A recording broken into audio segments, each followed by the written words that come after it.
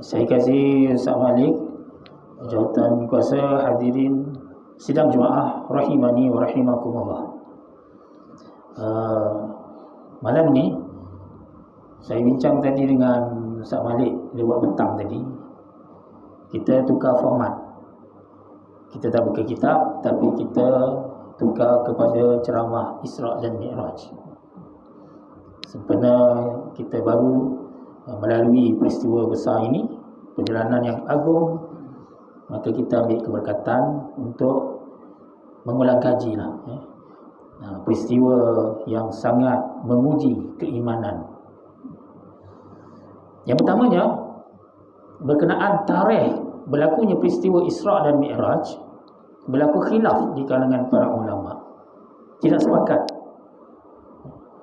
Tarikhnya dipersisihkan, bulannya pun dipersisihkan.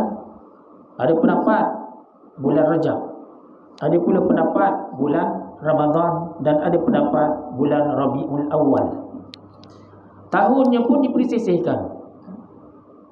Ada yang kata setahun sebelum hijrah, 18 bulan sebelum hijrah, dan sebagainya. Jadi tarikhnya berlaku khilaf di kalangan para ulama.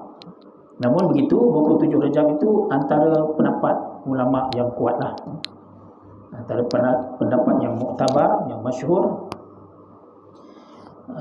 Cuma yang paling pentingnya bukan tarikhnya, tapi peristiwa itu memang benar-benar berlaku dan disebut dalam Al-Quran, yang merupakan kewajipan kita untuk meyakininya. Kerana apa? Kerana peristiwa ini ketika mana berlaku, ia sangat sukar untuk diterima, sangat mustahil untuk kita percayalah. Dalil peristiwa Isra' ialah ayat pertama dari surah Al-Isra' yang berbunyi, a'udzubillahi minasyaitonirrajim, bismillahirrahmanirrahim.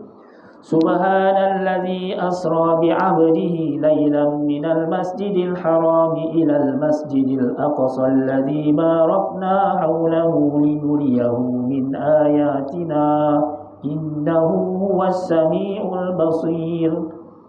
Maha suci Allah yang telah memperjalankan dengan hambanya, yakni Nabi kita sallallahu alaihi wasallam, dari Masjidil Haram ke Masjid Shah Alam. Betul? Mana pula Masjid Shah Alam kan? Dari Masjidil Haram ke Masjidil Aqsa di Palestin. Masjidil Haram di Mekah ke Masjidil Aqsa di Palestin. Itu dalil berlakunya peristiwa Isra'. Ada pun dalil bagi peristiwa Mi'raj di dalam surah An-Najm ayat 13 hingga 17. A'udzubillahi minasyaitonirrajim. Ma kadzabal fuadu ma ra'a afatumarunahu ala ma yara wa laqad ra'ahu nazlatan ukhra inda sidratil muntaha indaha jannatul ma'wa. Dalam ayat ini Allah menyatakan bahawa Nabi sallallahu alaihi wasallam telah melihat Jibril alaihi salam dalam rupanya yang asal buat kali yang kedua di Sidratil Muntaha. Sidratul Muntaha tu atas daripada 7 tingkatan langit. Jadi di situ Nabi telah melihat rupa sebenar malaikat Jibril. Kali pertamanya Nabi lihat Jibril dalam rupa sebenar selepas keluar daripada Gua Hira, selepas menerima Iqra' bismi rabbikal ladzi khalaq. Dan kali keduanya Nabi berpeluang dapat melihat sekali lagi malaikat Jibril dalam rupa yang asal ketika berada di Sidratil Muntaha. Dan Nabi naik ke situ dalam peristiwa Mi'raj lah. Itu dalil. Jadi peristiwa Isra' dan peristiwa Mi'raj, dua peristiwa yang berkembar berlaku pada malam yang sama. Peristiwa ini apabila Nabi ceritakan kepada orang ramai, susah nak percaya. Kerana peristiwa Isra' Mi'raj ni bukan peristiwa yang sangat-sangat menguji akidah, sangat-sangat menguji pegangan, keyakinan. Sebab Nabi cerita, Nabi berjalan malam hari dari Masjidil Haram di Mekah ke Masjid Aqsa di Palestin. Kemudian Nabi patah semula ke Mekah malam yang sama. Jauhnya 1,200 km lebih kurang. 1,200 1,239 km.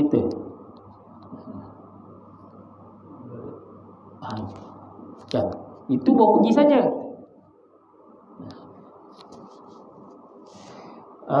Dengan teknologi yang ada pada masa itu, kenderaan yang biasa digunakan lah untuk mengembara daripada Mekah ke Palestin ni menggunakan camel, unta lah. Perjalanan menaiki unta pergi saja sebulan.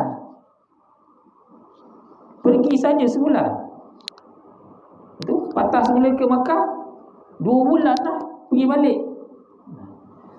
Kalau 1,200 km ni, kalau kita naik kereta hari ni pun, perjalanan pergi saja 16 jam. Balik pula ke Mekah 16 jam. Dah lebih 24 jam. Tapi Nabi kata dia pergi semalaman saja. Allahuakbar. Jadi memang mustahil nak dipercayalah. Itu belum ditambah lagi dengan naik ke langit. Naik pula ke langit. Masya Allah. Selang sepinggang pula tu. Ada orang hari ni dengan teknologi kita yang canggih sekarang ni pun tak mampu kita nak naik ke langit selai sepinggang.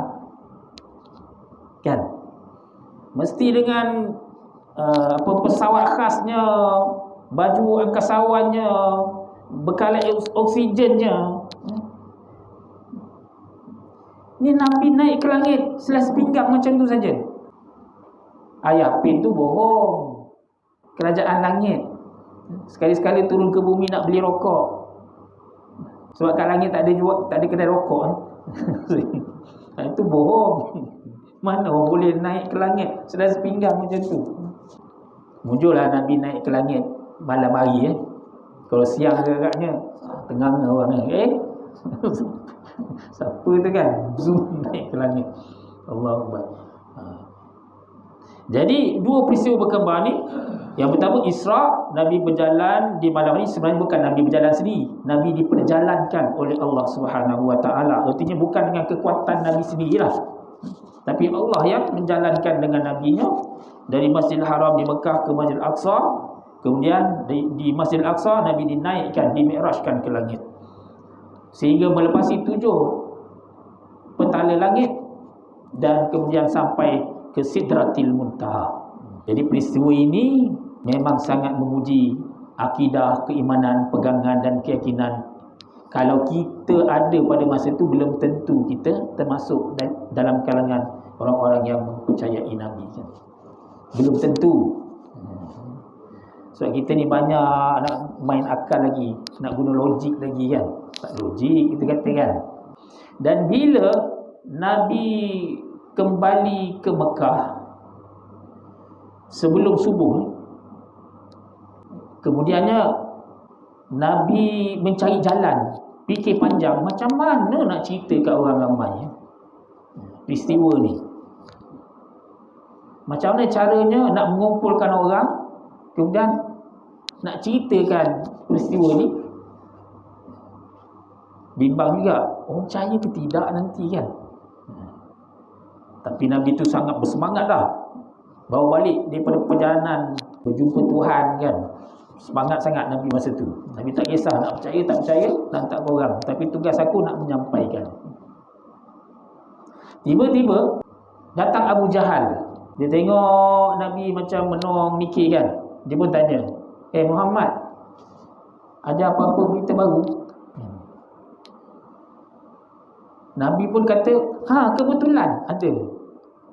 Nabi pun cerita pada Abu Jahal, malam tadi aku pergi ke Palestin, kemudian balik semula ke Mekah. Sebelum tu naik ke langit, jumpa dengan para Nabi. Abu Jahal bila dengar cerita ni, dia ketawa dalam hati dia, kik dalam hati dia kata, kelakarnya cerita ni kan. Dan dia pun mula dah dia menanam harapan dah. Cerita ni kalau meletup, garanti orang akan tinggalkan Muhammad gitu. Ni cerita penamat kepada perjuangan Muhammad ni. Dia punya seronok. Dia pun kata ke Nabi, wahai Muhammad, kau berani tak cerita macam yang kau cerita kat aku ni pada orang lain? Of course, tak ada masalah gitu. Kalau macam tu Muhammad, mu tunggu sini, aku akan panggil, himpunkan orang ramai, kau cerita pada mereka semua macam yang kau cerita pada aku ni. Mu jangan lari. Ya, sebenarnya Nabi suka sangat dah. Sebab apa? Nabi kan mula fikir macam mana nak kumpulkan orang. Nabi pun tak sempat nak lantik AJK. Tiba-tiba si Abu Jahal dia yang susah payah kumpulkan orang ramai. Sebab dalam riwayat menyebutkan diorang ni macam orang gila panggil orang, tahu tak? Macam orang gila. Cepat-cepat kan. Cerita sedap ni kan. Sebab tu memudahkan kerja Nabi. Nabi pun ceritalah apa yang berlaku. Memang diorang tak percayalah. Memang orang kafir memang tak boleh percaya kan. Dia kata apa cerita dongeng ni kan. Didongengkannya, dia kata mengarut punya cerita. Yang paling dinantikan oleh Abu Jahal ialah respon Sayyidina Abu Bakar. Sebab mereka kenal sangat Abu Bakar ni sangat percaya ke Nabi. Jadi mereka pun cari Sayyidina Abu Bakar, ceritakan pada Sayyidina Abu Bakar, wahai Abu Bakar, mu dah dengar cerita panas saya ni? Belum dengar lagi. Mesti tak dengar. Muhammad kata macam ni, mu percaya tak? Kata Sayyidina Abu Bakar, kalau Muhammad yang kata, bukan setakat itu, lebih daripada itu pun aku percaya. Bila orang kafir dengar Abu Bakar kata macam tu, telan air liur. Macam tu pun percaya? Lebih daripada tu pun percaya? Lebih daripada tu pun percaya? Beratlah Abu Bakar. Berat mulut. Lebih daripada tu pun percaya kan. Tu keimanan Sayyidina Abu Bakar tu, Masya Allah kan. Sehingga dengan sebab peristiwa inilah Nabi gelarkannya sebagai As-Siddiq, yang sangat membenarkan. Tu nak cerita Allahu Akbar. Kemudian orang kafir ni dia tak puas hati di situ. Dia pergi test pula Nabi. Dia test Nabi. Muhammad, kalau kau sungguh pergi ke Masjid Aqsa, cuba kau ceritakan, sifatkan Masjid Aqsa tu macam mana. Kan kau pergi sana kan. Macam mana tiangnya, macam mana pintu-pintunya, macam mana tingkapnya. Nabi memanglah pergi sana, tapi Nabi bukan pergi mengecek satu-satu tingkap berapa banyak, kira tiang berapa. Nabi bukan buat kerja macam tu kan. Allahu Akbar. Kita pun kalau tanya secara lalu ni, Ustaz Malik tanya-tanyalah, mungkin orang lain, ada berapa banyak kipas dalam surau ni? Tak boleh jawab kan. Walaupun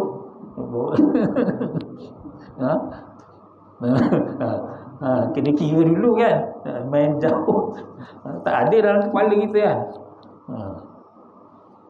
Dan Nabi nak jawab macam mana kan. Maka Jibril pun datang.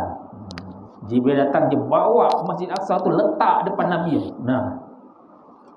Tengoklah. Orang lain tak nampak, Nabi seorang yang nampak. Dia tanya, berapa banyak pintu? Nabi kira 1, 2, 3. Berapa banyak tingkap? Semua Nabi cerita. Tepat seperti mana yang sifat Masjid Aqsa tu. Apa lagi? Dia tanya benda lain pula. wahai Muhammad, yang sebenarnya kami ada menghantar satu rombongan ke Palestin, ke Masjidil Aqsa. Cuma kau ceritakan tentang rombongan tu. Dia tanya lagi. Jadi Nabi pun cerita lah. Memang dalam perjalanan Nabi ke Masjidil Aqsa tu, Nabi terserempak dengan rombongan ni. Jadi Nabi cerita rombongan ni ada berapa ramai kan. Kemudian bila yang tepatnya mereka sampai situ, kemudian dalam perjalanan pulang pula Nabi bertemu sekali lagi. Dan Nabi tolong carikan. Kebetulan mereka kehilangan seekor unta. Nabi carikan, dapatkan orang unta. Semua Nabi cerita. Jadi orang tu tak nak percaya lagi ni. Sampai dah rombongan ni sampai ke Mekah. Bila rombongan ni balik sampai ke Mekah, mereka pun tanya, betul sebiji yang macam Nabi cerita? Apa lagi alasan tak nak terima, tak nak percaya? Tak ada alasan lah. Tapi dah panggil orang kafir memang tak nak percaya kan.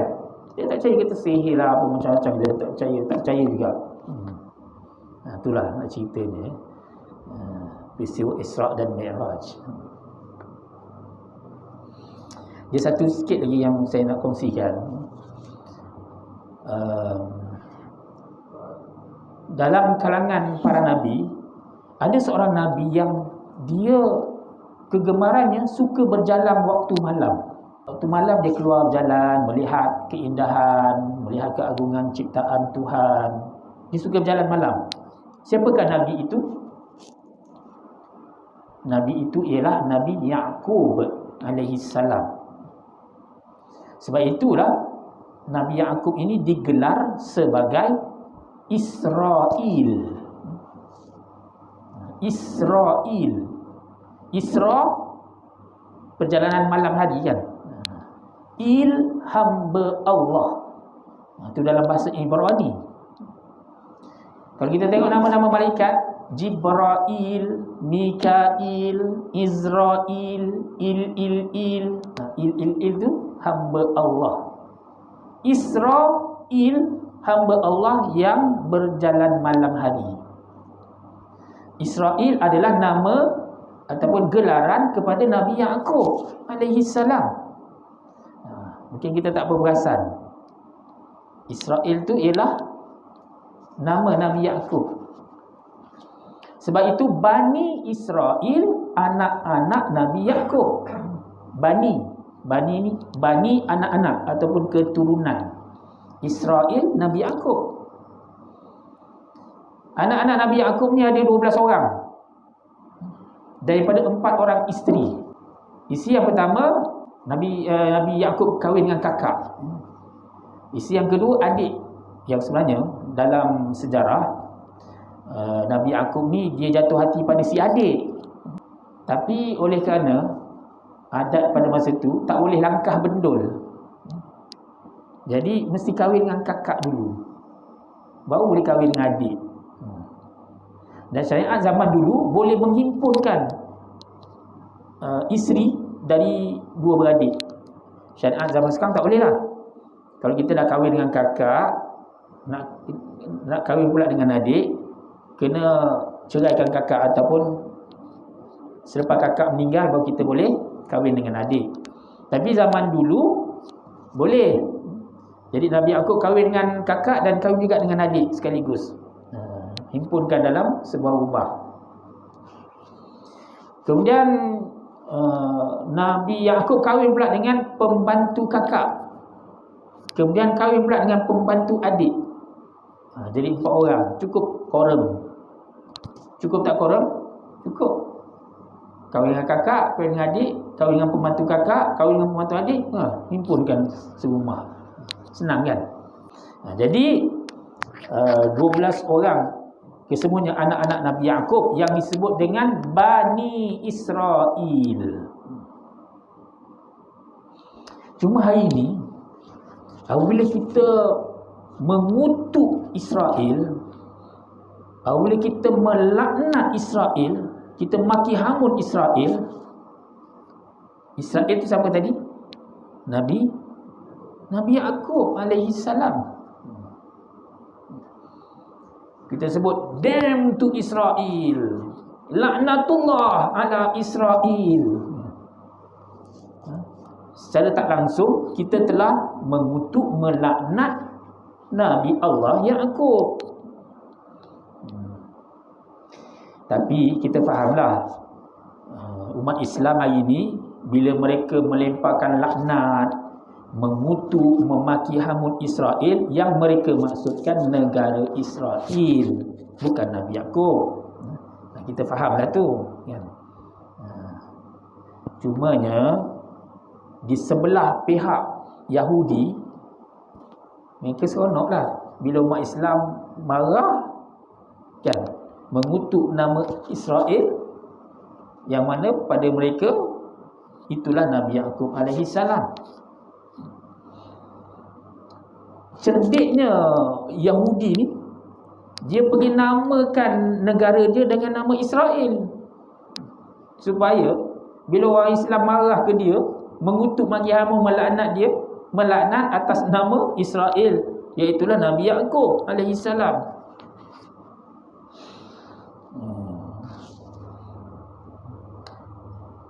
Jadi seperti kita sebut tadi, umat Islam sebenarnya bila mengutuk atas nama Israel, bukan mengutuk Nabi Yaqub, tapi mengutuk negara Israel.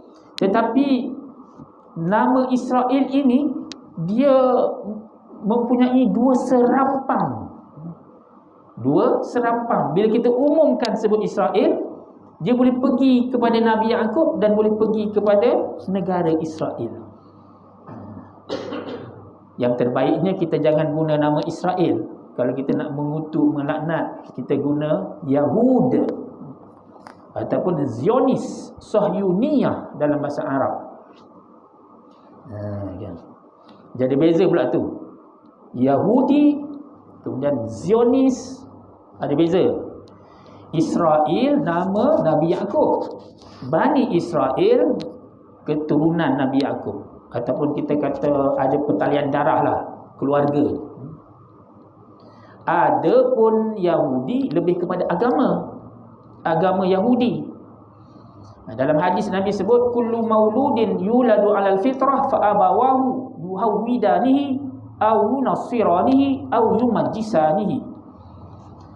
Setiap anak itu dilahirkan di atas fitrah, maka mak ayahnya lah yang menyahudikannya ataupun menasranikannya ataupun memajusikannya.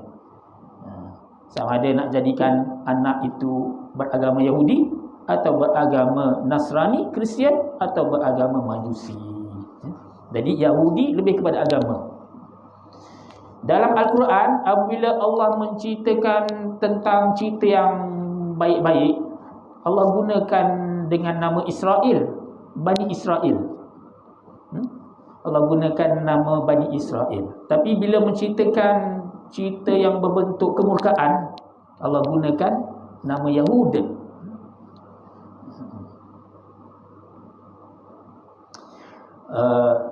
Cumanya agama Yahudi ni, dia terikat dengan bangsa mereka juga, bangsa Bani Israel. Sebab itu zaman dulu, selain daripada bangsa Israel, tidak boleh masuk agama Yahudi. Tak boleh. Nak masuk agama Yahudi, mesti bangsa mereka, mesti bangsa Bani Israel, mesti ada pertalian darah, baru boleh masuk agama Yahudi. Sebab mereka ni mendakwa bangsa mereka adalah bangsa yang terpilih, Sya'bullahil Mukhtar, bangsa pilihan Tuhan, bangsa yang terpilih. Selain daripada bangsa mereka, tidak setaraf. Mereka menganggap mereka adalah bangsa pilihan, Sya'bul Mukhtar. Sebab tu kalau bukan bangsa Yahudi, bukan bangsa Bani Israel, tak boleh masuk agama Yahudi. Tapi hari ini dah boleh.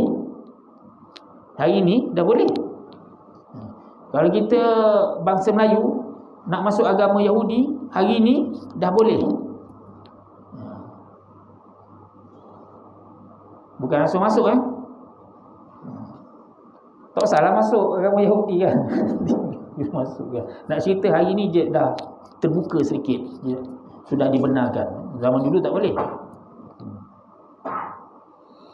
Itu Yahud. Adapun Zionis ni ialah satu parti politik. Zionis ni parti politik, parti yang memperjuangkan kebangsaan. Itu Zionis. Zionis ni diambil daripada sempena nama sebuah Bukit Zion yang terdapat di Palestin. Dan dikatakan di Bukit Zion ini terdapatnya makam Nabi Daud AS. Antara bukit yang mereka anggap bukit yang suci lah. Itu perbezaan Bani Israel, Yahudi dan Zionis. Sebenarnya yang paling jahat Zionis ni lah. Zionis ni, Sahyuniyah. Jadi kembali kita kepada kisah Isra' dan Mi'raj ni. Ada sebab hikmah yang banyak mengapa Allah lakukan peristiwa Isra' dan Mi'raj kepada baginda Nabi sallallahu alaihi wasallam. Antaranya ialah tasliyatan lin Nabi sallallahu alaihi wasallam, untuk menghiburkan Nabi. Sebab apa? Sebab sebelum Nabi dibawa perjalanan Isra' Mi'raj ni, Nabi telah melalui satu fasa yang dipanggil Amul Huzni, tahun kesedihan.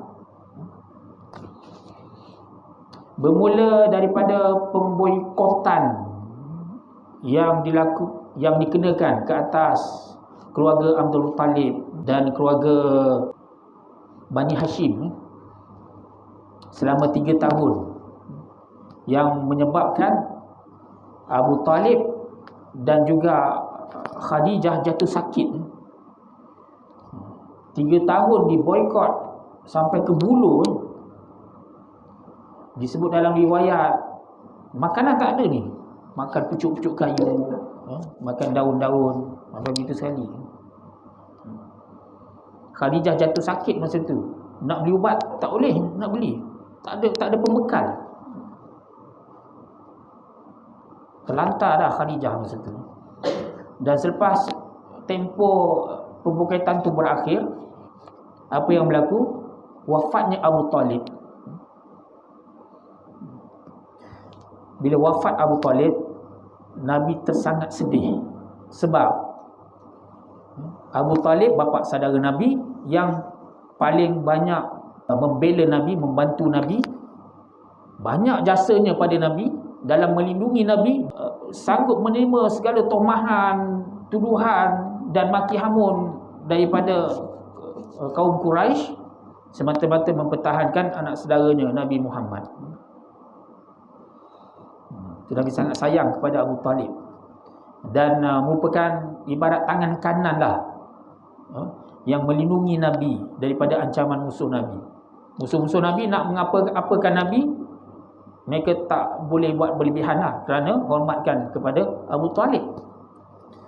Jadi bila Abu Talib wafat, Nabi sedih. Dan yang lebih menyedihkan Nabi, kesedihan di atas kesedihan itu ialah kerana Abu Talib wafat dalam keadaan kafir.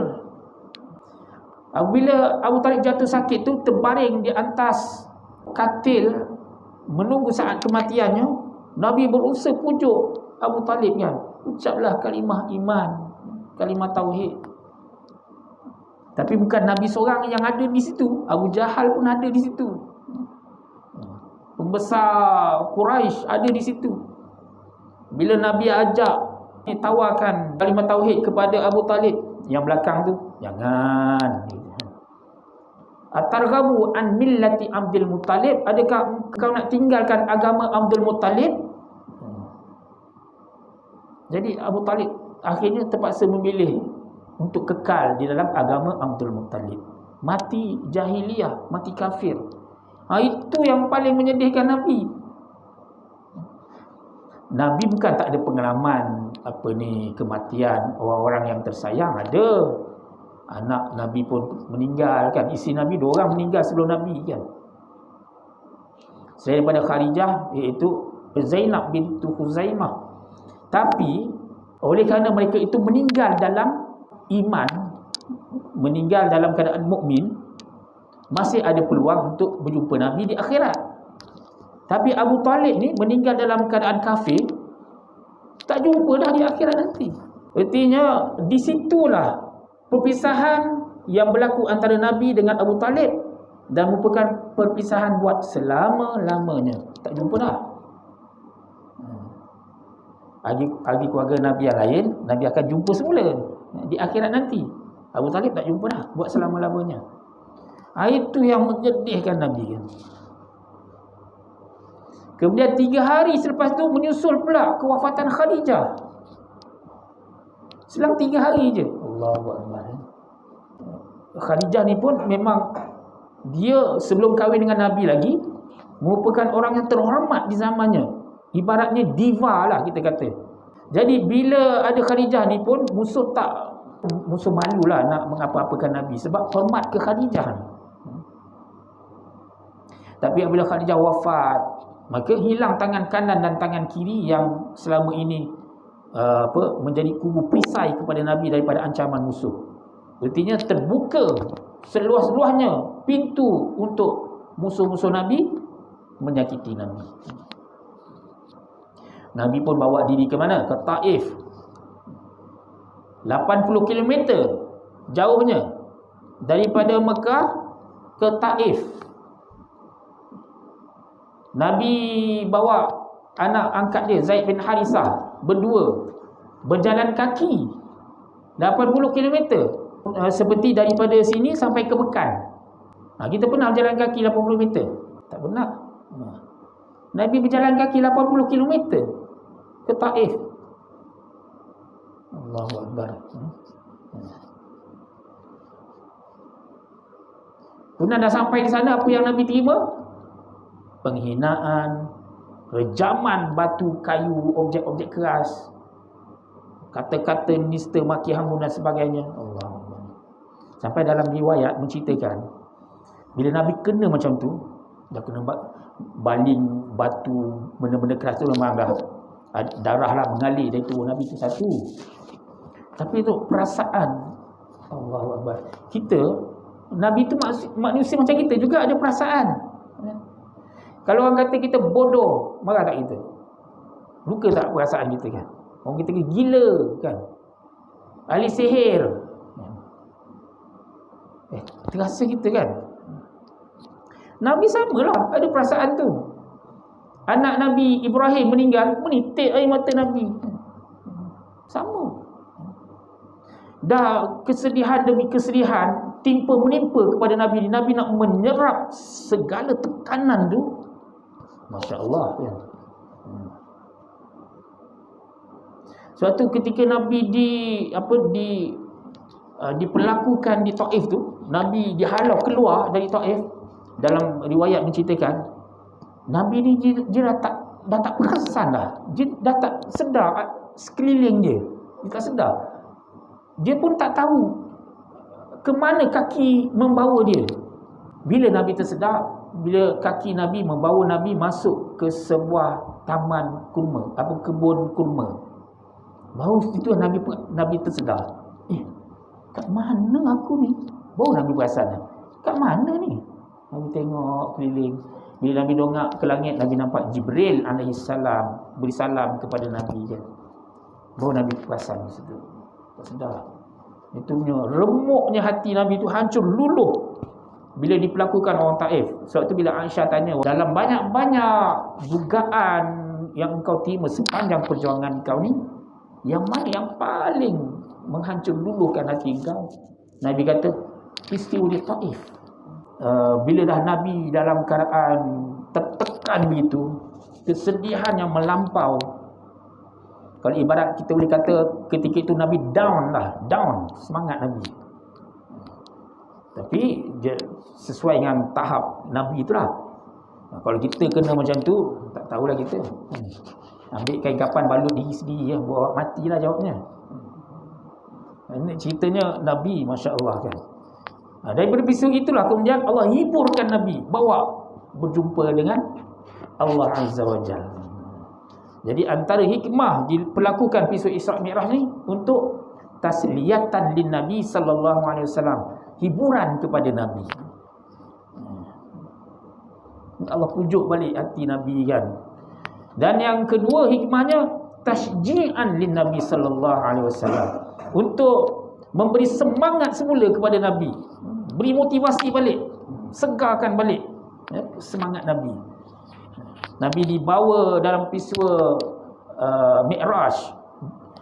Nabi dipertemukan dengan rakan sejawatan Nabi, para anbiya yang sama-sama mendapat tugas yang sama, rakan seperjuangan.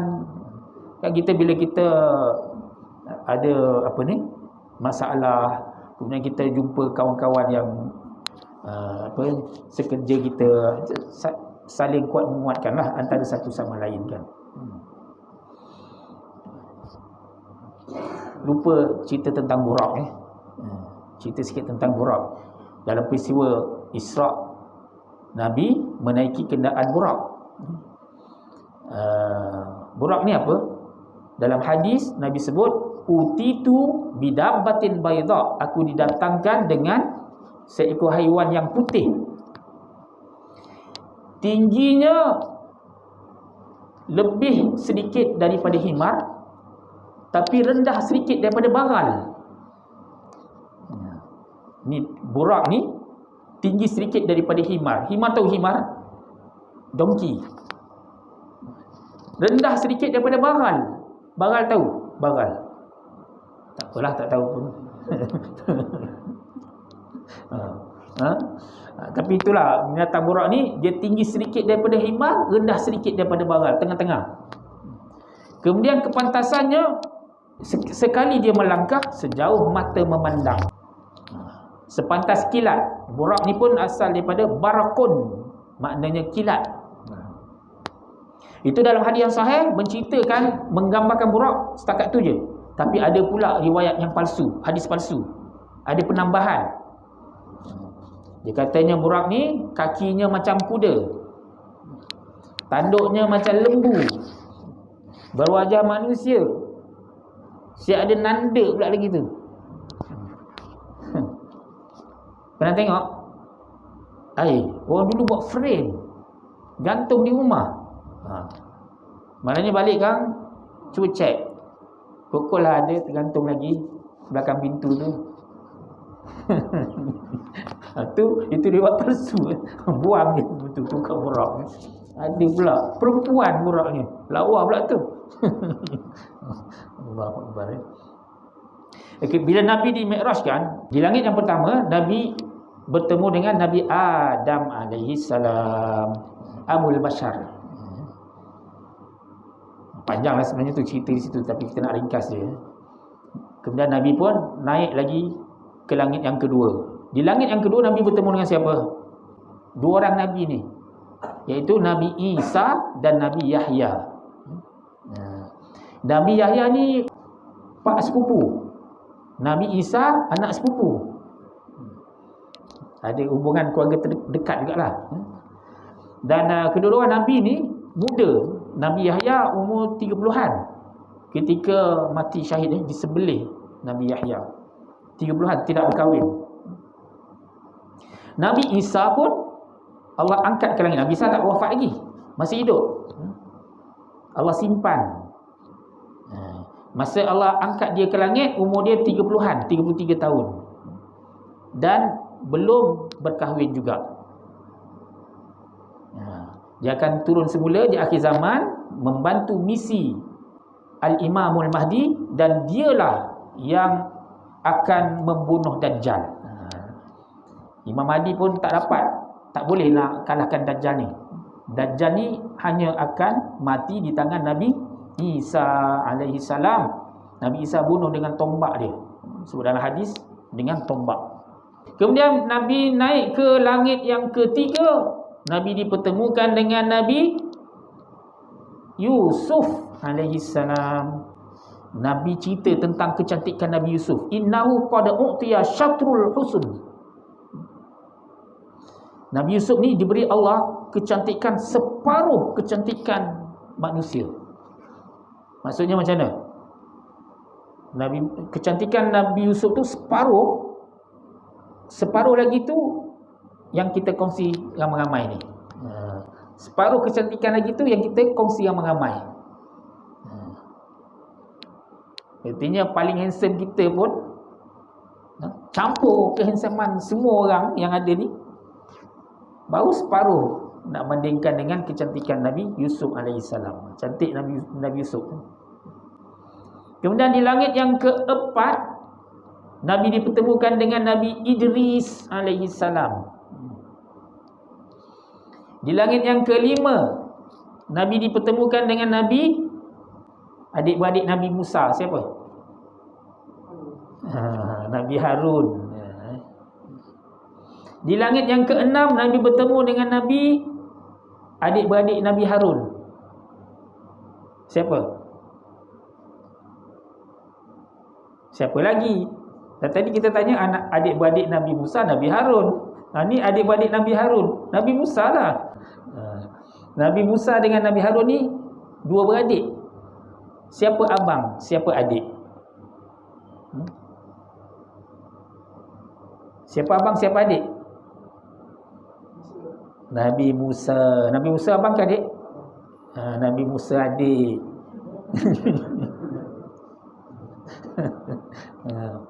Nabi Harun abang. Jarak 3 tahun. Dan di langit yang ketujuh, Nabi bertemu Nabi Ibrahim alaihissalam sedang bersandar di tiang di Baitul Ma'mur. Nabi tanya kepada Jibril kan, apa benda tu? Bangunan apa tu? Itulah Baitul Ma'mur, tempat tawafnya malaikat. Dan kedudukan Baitul Ma'mur tu betul-betul di bawahnya Kaabah, tempat kita lah tawaf, manusia tawaf. Dan kata Jibril, Baitul Ma'mur ni setiap hari akan dimasuki oleh 70,000 malaikat. Dan esoknya mereka keluar, digantikan dengan 70,000 malaikat yang lain. Yang keluar 70,000 tu tidak akan masuk lagi buat selamanya. Setiap hari 70,000 keluar masuk. Berapa ramai malaikat setiap hari? Kalau umur dunia ni berapa hari dah? Kali 70,000. Berapa ramai malaikat? Boleh kira tak? Tak usah kira lah. Tak boleh nak kira. Ramainya malaikat.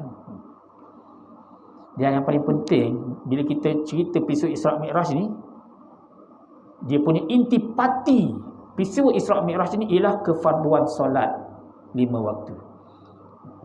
Kalau dalam ceramah Isra' Mi'raj tak ada sentuh pasal solat, kita tak lengkap lah. Sebab itu yang poin pentingnya, solat. Bila Nabi dapat perintah solat yang asalnya jumlahnya 50 waktu sehari semalam. 50 waktu. Wow, kan? Sonok tak dengar 50 waktu kan? Sonok kan? Bayangkan kalau 50 waktu tu kekal sampai sekarang, artinya 50 waktu darab dengan 24 jam sehari semalam. Setiap 20 minit satu solat. Setiap 20 minit solat. Jawabnya tak keluar surau lah kita. Boleh keluar surau, baru nak keluar dah azan masuk balik. Setiap 20 minit solat. Allahu Akbar kan. Bila Nabi turun jumpa dengan Nabi Musa, Nabi Musa tanya, "Wahai Muhammad, apa perintah yang Allah dah berikan kepada umat kau?" Nabi kata, "Solat berbanyak 50 waktu sehari semalam." Ya betul kan? Tak boleh kan? Umatmu takkan mampu 50 waktu sehari semalam. Baik kau pergi jumpa Tuhan semula, tak kurang. Nabi Musa Nabi jumpa dengan Nabi Musa sebab Nabi Musa ni dia ada pengalaman. Sebab Bani Israel pun difardukan solat juga. Jadi Nabi Musa tahulah karenahnya kan. Jadi Nabi pun naiklah balik jumpa Tuhan. Dapat kurang 5. Turun balik jumpa Nabi Musa, berapa dapat kurang? 5. 5 saja? Tak boleh tu. Ada 45 lagi banyak tu. Baik kau pergi minta kurang. Dengarlah cakap aku. Nabi pun yelah naik balik. 9 kali turun naik. sampai tinggal 5. Daripada 50 tu sampai tinggal 5. Dan Musa kata 5 tu pun banyak. Baik kau tak kurang lagi tu kan. Kau tak percaya, tunggulah nanti kan. Memang mak kau takkan mampu buat 5 tu kan. Tapi Nabi kata istahaitu min rabbi kan. Aku dah malu ulang-alik jumpa Tuhan minta diskaun kan. Ni 5 ni padan 5 ni kan. Takkan nak tak kurang lagi kan. Cukup-cukuplah gitu kan. Aduh. Allahu Akbar Mujur Nabi jumpa Nabi Musa. Mujur tak? Mujur Nabi jumpa Nabi Musa Sportingnya Nabi Musa, Masya Allah kan. Sebab tu kita terima kasih kepada Nabi Musa tak? Terima kasih banyak-banyak Nabi Musa kan. Kalau kau tak suruh Nabi naik jumpa Tuhan tak kurang 50 waktu, kekal sampai sekarang. Ya. Allahu Akbar Kalau kita timbul dalam hati kita, kalau Nabi tak kurang lagi kan best kan. Kan ada rasa macam tu. Allahu Akbar. Jadi itu solat. Jadi mudah-mudahan dengan perkongsian ringkas kita ni, kita ingatkan balik peristiwa Isra Mi'raj ni yang pernah berlaku pada zaman Nabi, yang merupakan satu bentuk ujian iman, satu bentuk mengukur sejauh mana pegangan keyakinannya kepada Nabi sallallahu alaihi wasallam. Jadi sekarang itu perkongsian kita. Wallahu taala a'lam. Wassalamualaikum warahmatullahi wabarakatuh.